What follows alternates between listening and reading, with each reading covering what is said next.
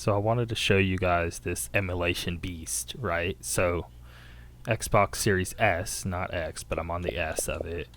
But it is amazing at emulation. And I'm just going to show you basically how I got it all set up, a few things inside of it, so you really get a grasp on how cool it really is. So we're just here on the main screen of the Xbox, and you just go into settings, right, system, console info. Now this isn't a tutorial how to set it up, it's me just showing it off basically. But you just tap all the top buttons there, and you can go into developer mode. Now you can pay $20 just one time and then on your account, and it allows you to go into developer mode. And then once you're in developer mode, well, basically it's restarting the console right now. It's going to turn off, turn back on, and now I can run UWP apps, Universal Windows Platform apps. And so anybody that makes one of these, such a loud startup. But so now people can make a Xbox UWP app, and then I can run it on my Xbox. So a lot of people make these emulators to a million other things, but the emulator route is what we're going to show in this video. So we're booted back up. Let me sign in.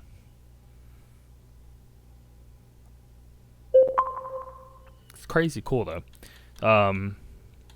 What I'm mainly going to show here is RetroArch, but this is a 4K PS1 emulator. It does a lot of advanced things any PS1 emulator in the past wasn't able to do. It's very powerful, but we'll get into that in a bit. PSP, but let's do RetroArch.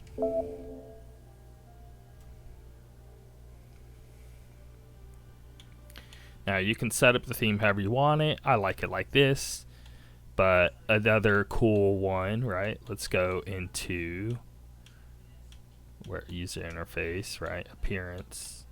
Oh, even here you can set up, so XMB is a menu across, but you can set up entirely different ordeals. But inside of this, right? So we can change the color of it. But I like this. You can turn it to old PlayStation 3 ribbon thing. Snow. A lot of cool stuff. I like this, so we'll just stay there. But I just, wanted to show you that. There's a lot of stuff in here. Kiosk mode, demo mode, stuff like that. But, now you can even apply box arts to things. I've done it on a few of these, you see here. I just got to put in the work and get it. Basically, some of my stuff is titled really weird, like all those U's and underscores. So if I were to try to get a box art, let's say like this, I don't know if that's officially how it's titled, but if you title it officially how the game's titled, you go to download thumbnail, and it'll actually work, but it's not because it's not how it officially titled. This is, so it shows the box art. But I just got to go through and rename some stuff, and I haven't taken the effort of doing all that. But anyway, TURBOGRAFX 16, TURBOGRAFX CD, PC Engine SUPERGRAFX. This was only a Japan thing. Game Boy Advance, Game Boy Color, GameCube, N64, DS, NES, SNES, Wii, Dreamcast, Genesis, PS2. A lot of cool stuff. I have a flash drive I got connected where I use like older games on, and then I put a lot of the bigger, higher end stuff on the SSD itself. That way, like, stuff with load times are pretty much instant when it comes to like a Dreamcast game, for example, or a GameCube or Wii or something like that. Anything disk-based is a lot better to put internally.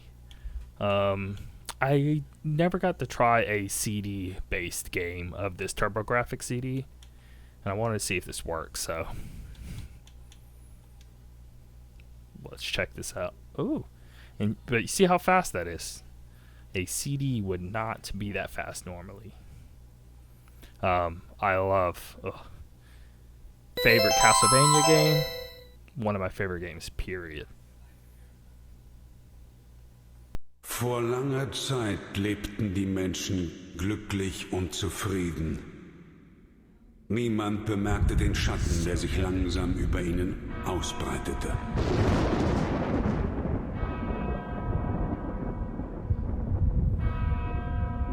At any point, I can hold select down, brings up quick menu here. You could change things like resolution and all these things, just depending on what emulator you're using.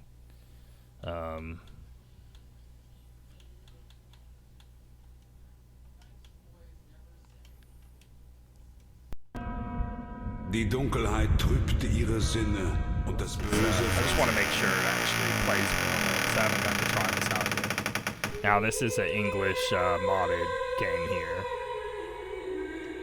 It normally wouldn't be English text like you're seeing. I think this is English, right? Always, regardless. Yeah. And it is running to the teeth. Has that classic, you can't turn around in air, you're stuck to where you're going.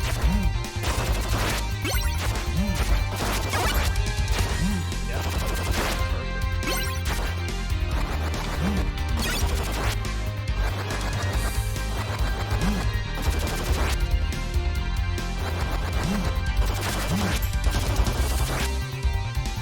Always consider it. That's Donkey Kong Skeleton Muscle.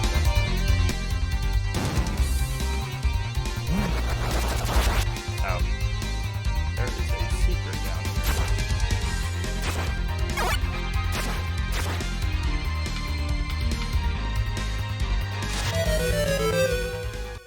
Nice secret, huh?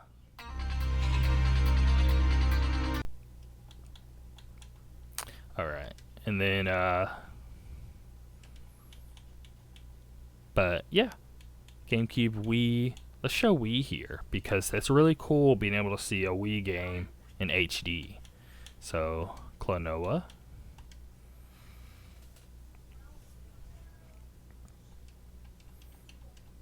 Right now, buttons aren't doing anything, right? Let's select here. And you can save the settings after the fact from game to game, so you don't have to keep doing this. But you see the resolution here, 5 times the resolution. But we want to change the controller. Let's do classic controller. Klonoa works with a classic controller. This, such a good Wii game. It's a remake of the PS1 game, and not enough people played Klonoa. I mean, hardly anyone bought it. I mean, it was literally only sold hardly 100,000 copies, if that. And they always had issues with sales of this, and never made many of them. Wahoo! It's the whole A-B thing. Swap around.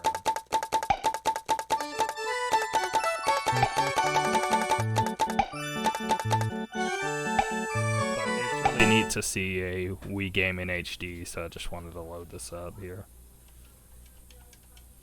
Even though I could have probably shown a better pick than this, but don't you think it's kind of blah blah blah.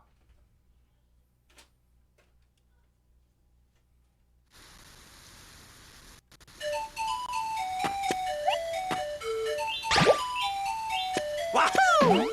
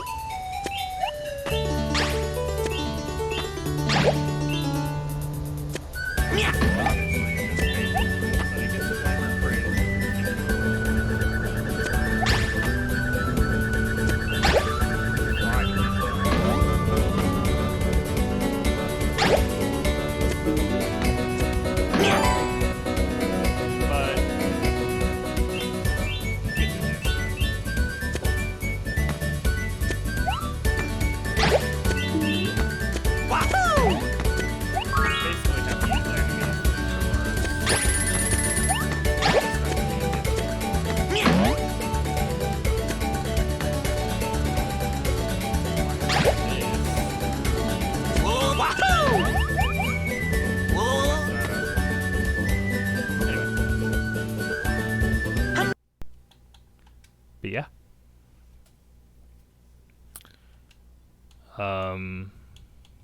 I've been playing a lot of Tales.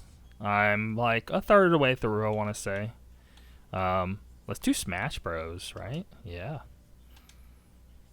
Wait, is this the old Smash Bros that I really like? It's the GameCube Smash Bros. It's not the same?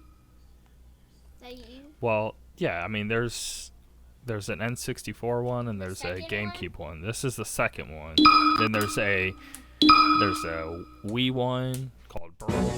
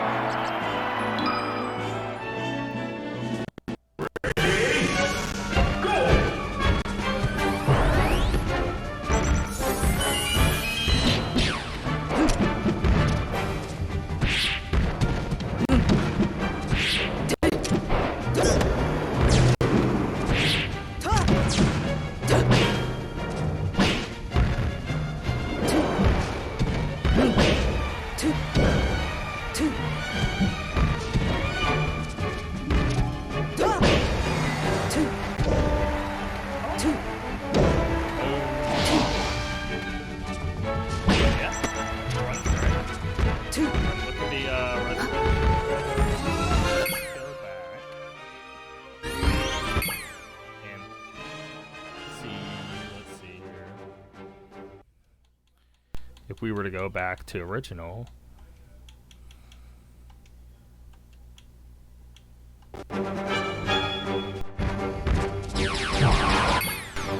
see all that? That's how it would be, right? You throw it up on any HD TV, you open up a GameCube. Gross, right? Ew, gross, nasty, right? That's why this emulation is so important, because we all have these HD TVs and it makes these games look so bad. But now it is fixed and better than ever. Now, if you don't want the widescreen, you can turn that off as well. But it doesn't bother me. But yeah, that's that. You get the gist though. The emulation power of this Xbox Series S and X is really powerful. So the S is just as good as the X when it comes to emulation, because all of it's using CPU power when it comes to these. So obviously these games aren't super high end like current games today in terms of graphics, but emulation takes a lot of CPU power to be able to run, because it's obviously not the original hardware, and creating it best they can. So the X and S share the same CPU, just not the same GPU. So you are able to, and it's a really, really powerful CPU, and I get a lot of better performance out of this emulation stuff than I do my own PC. And I don't have a horrible PC. I'd like probably mid right now, you know. Basically, I just need a new graphics card, and that'd be good. But even the CPU, I mean, it's not as strong as the Series X CPU, which is the strongest of any of the consoles out right now. And most computers, unless you spend close to $1,000 on a CPU to be able to get close to what the CPU is in this console. Anyway, so because of that, you know, you get a lot of things. Let's do GameCube, Dreamcast here. Have yet to try this. I don't know if I even have it on here. I think I removed it. Let's see. No, let's hear it. So, I played the PS1 version of this game forever ago when I was a kid, but I never played the Dreamcast version. And Dreamcast version is definitely superior because it's close to PS2 graphics.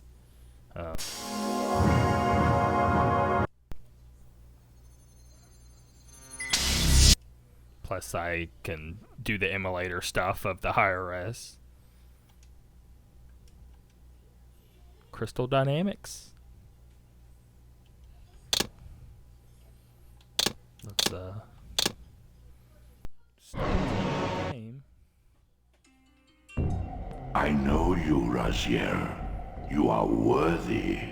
What madness is this? What pitiful form is this that I have come to inhabit? Death would be a release next to this travesty. You did not survive the abyss, Razier. I have only spared you from total dissolution. I would choose oblivion over this But existence. man, The choice I did beat is the not PS1 version yours. not that long ago. I am destroyed. Pixelated to hell and back. It You looks are far worse than this. reborn. The birth of one of Cain's abominations traps the essence of life. Skip this. It is this soul that animates the corpse you. You get the point there already. But I just wanted to see if it worked. But that's cool. But yeah, it's been great. So I'm going back, playing a lot of Dreamcast stuff. I had a lot of stuff prior to this. I just reinstalled RetroArch because I wanted the newer version and all of that. So a lot of how I had before is not really here. Outside of it being on the USB stick or whatever. And I've been playing this, Star Fox Adventures, because I got to HD pack. So you can download HD textures that people make after the fact and import it in. I think it was like 3 gigs worth of files to make it look even better than just the GameCube version. So all the walls and text and all that is like redone, and it looks really, really cool. But yeah, y'all get the idea. I want to show one more thing before we end this. Let's see. I wanted to show Duck Station. So right off the bat, we can just hit resume, and it'll just go back to whatever I was playing last. Let's see what that even was.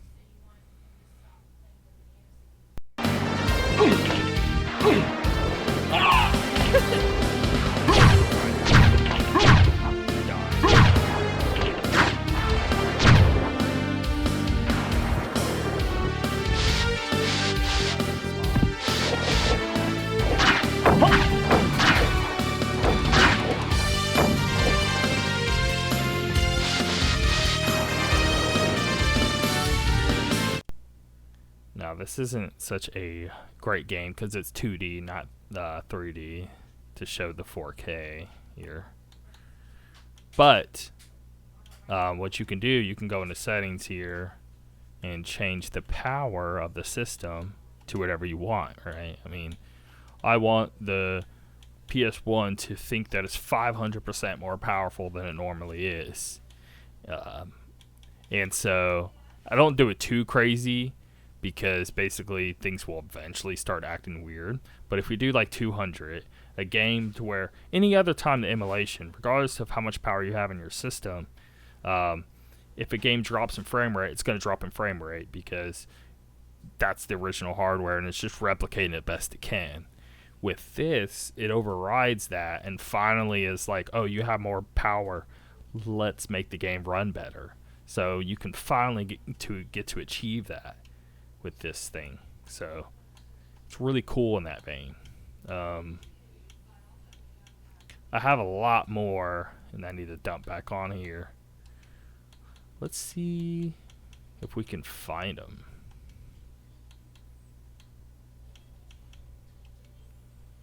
I think I have them. We'll do it another time, but you get the gist. I wish I had a 3D game to show, but none of those were. But I'm telling you, like Chrono Cross, running through that, man, it's a 9-day difference between the two. And that will do it. It's great being able to play PS2, Dreamcast, GameCube, blah blah blah, right? And then, oh, well, okay, what about original Xbox 360, all of that? Well, since it's an Xbox Series S or X, right, you get OG Xbox back compat, 360 back compat, Xbox One back compat, and then now the current S and X games, And then I open this, and then I get all of the PS1, PS2, Dreamcast, GameCube, Game Boy Advance, Game DS, all of that. So the amount of systems all in this one thing, you got pretty much all of them covered. I mean, there's very small little holes. Like, you can throw arcade emulation on this thing, and it runs perfectly. I can play, like, original arcade, Marvel vs. Capcom 2, or Metal Slug, or whatever, right? The amount of things you can do now, and the wide variety you can add onto the Xbox, it's crazy. It's one of the coolest things. And $300 gets you all of this too, to where if you were to try to build a rig, right, again, $1,500 you may be able to, but I still don't think you'd reach this power till you probably spent closer to $2K. You know what I mean? Unless you didn't consider the monitor as a part of the price, then maybe $1,500. But yeah. Anyway, that'll do it. I think you guys get the point. And whenever I want to leave, so normally, okay, I want to back out, leave dev mode. It'll ask me, hey, do you want to delete the side-loaded stuff? No, I don't, right? So I got to uncheck and hit OK. Well, I don't do any of that because I got this little app that somebody made, Safe Exit, and it doesn't ask you any of that, because the last thing you want to do is accidentally hit yes to that. Now you got to reset all your stuff up again, you know. So that's it. The system's rebooting, and I'll see you guys later.